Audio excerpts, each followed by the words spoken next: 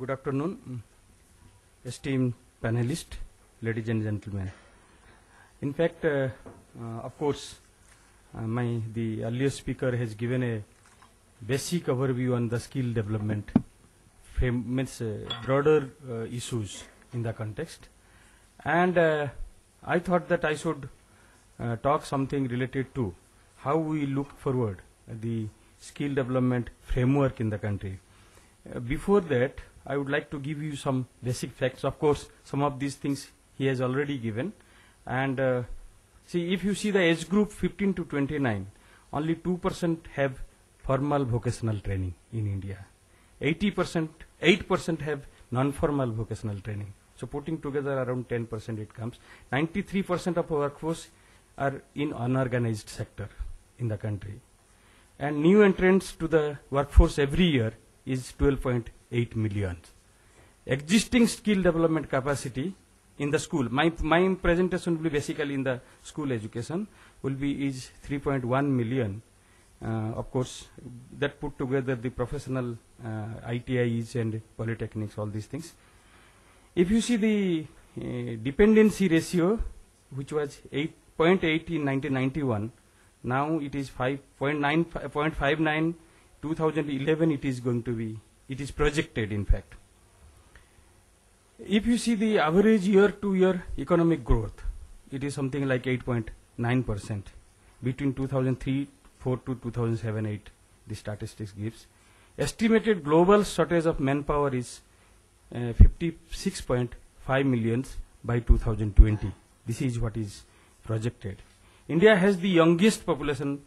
What my earlier speaker also told that it will be something like around, see now it is 24, worldwide median age of young population 24, whereas in Europe it is 38, 41 in Japan and 30 in China. And if you see the vocational education and skill development in school, there is a national policy in education which emphasized that vocational stream in the higher education system. But unfortunately, it has not that strongly taken off. Curriculum design for about 150 courses, if you put together, this is already available. There was a centrally sponsored scheme launched by Government of India, MHRD, in 1988, but it has mostly remained in a dormant situation. 9,500 schools and 21,000 sections covered. All these courses are offered in this 9,500 schools and capacity of 1 million in higher education sector. This is what is seen. About 5% of the total student strength in higher education and secondary stage are in vocational stream.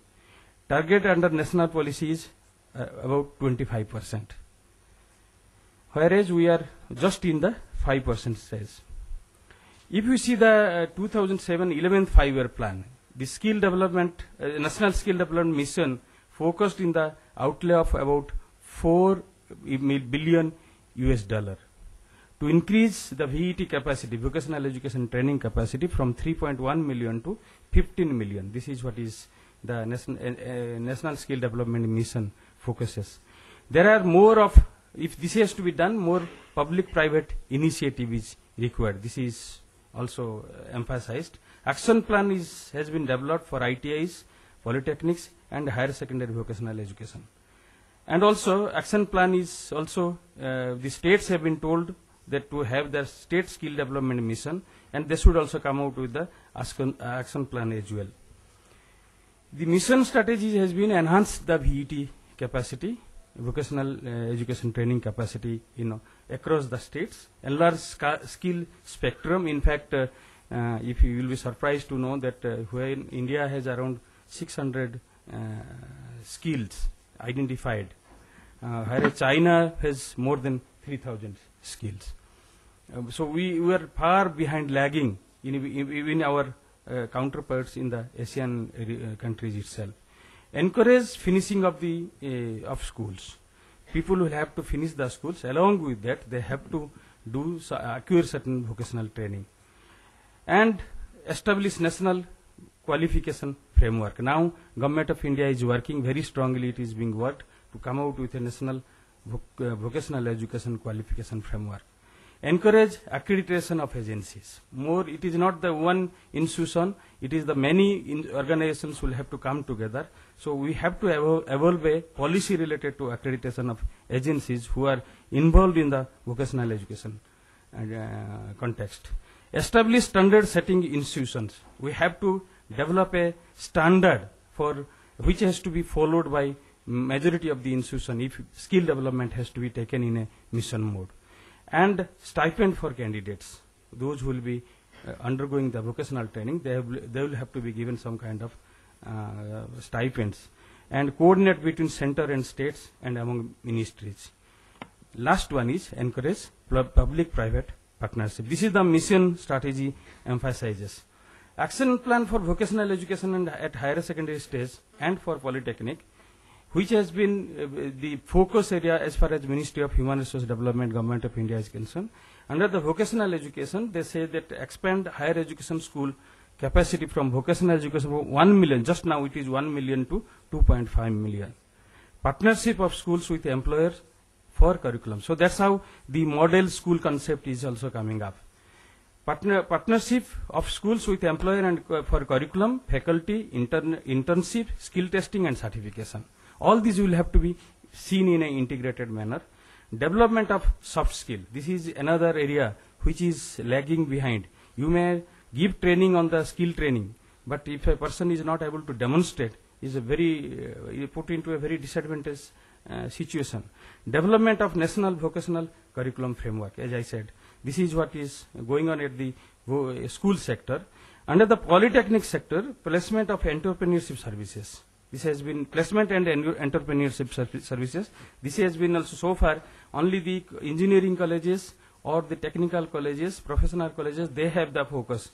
Polytechnics mostly, most of the polytechnics are not given that much of focus for placement purpose. Action plan for polytechnics and upgrade 400 government polytechnics.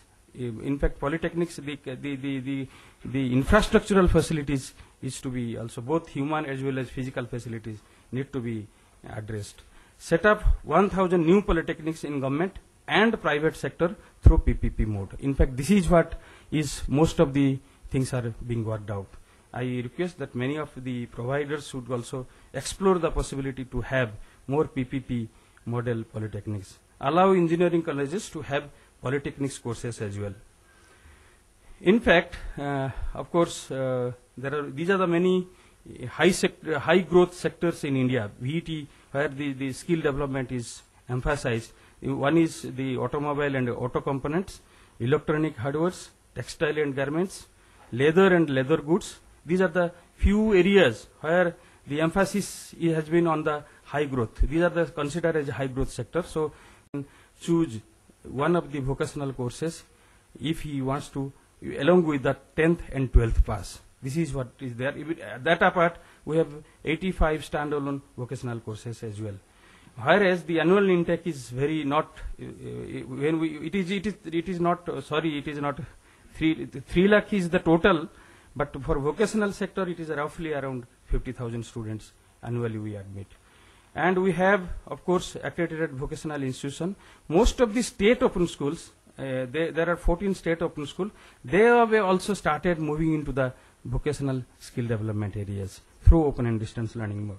In the university sector, it is the National Open University IGNOU, which has been very in the forefront. At the state open school also, there are 13 state open universities are there. They are also in the vocational and skill development process.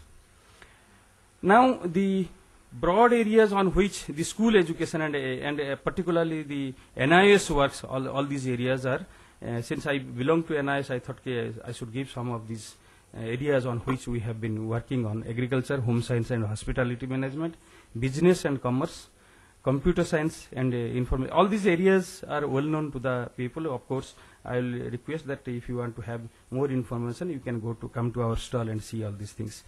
And we have also certain special projects which is meant for the skill training of the of school-going children. We call it as Hunnar project, which is offered in Bihar in collaboration with Bihar Primary Education Council. it is the along with the school education, the children, it is targeted specifically for the Muslim girls.